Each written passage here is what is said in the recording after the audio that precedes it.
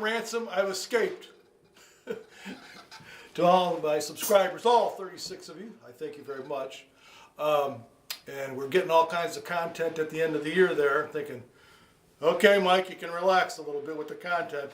And then I really gave you a break. And the reason that happened, I haven't done anything for a couple months, is I got some water in my studio / basement, about 8 inches worth, and I ended up with 4 bass drums sitting in my library up there airing out for a couple of weeks, and I lost my Bose stereo system. I lost a couple of Polk audio speakers, and my Zoom Q2N camera, which is critical to my videos.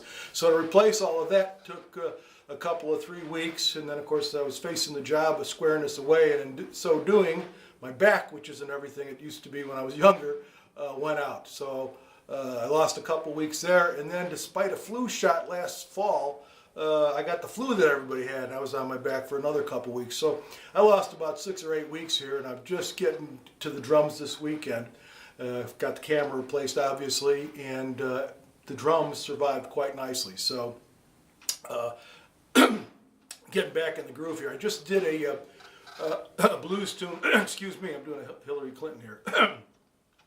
A blues tune by RL Burnside called Nothing Man, and I did it on my $150 Maxwin MIJ stencil kit, only I substituted the snare that came with it with my mystery snare, which for those that have seen my other videos, you know what I'm talking about, and if not, if you're a new subscriber or a new viewer, go ahead and check one of those earlier videos and find out about this snare and this kit.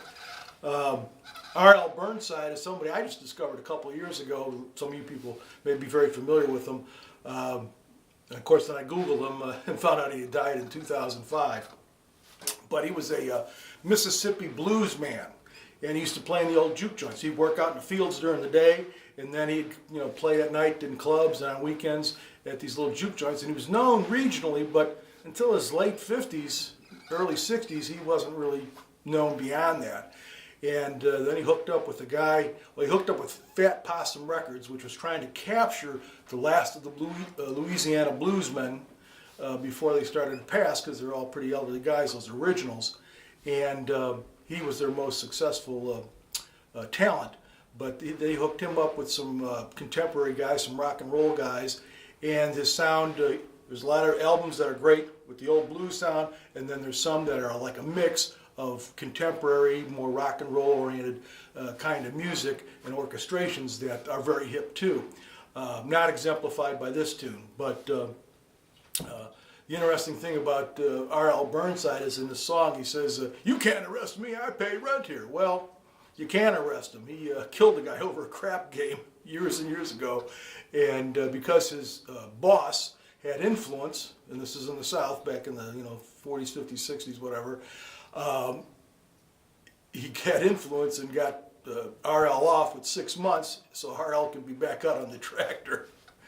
At any rate, he's got a bunch of albums out there that are really great, and this song isn't the cream of the crop, but I just love this song because any song that's got "You can't arrest me, I pay rent here" is something that I just want to play. So that's why I did this tune. Wanted to get some content out real quick because I've been missing in action. More stuff coming. I've got other pieces of equipment to review, and I'd like to, I'm looking for something to restore and can maybe do a little series on that too. That said, I really enjoyed the interactions with the subscribers, getting some people around the world. I got some folks in Germany and Italy and Canada and so forth. I really appreciate that. That's a lot of fun for me. Hope you enjoyed this crazy little video, and I'll talk to you guys soon. Bye.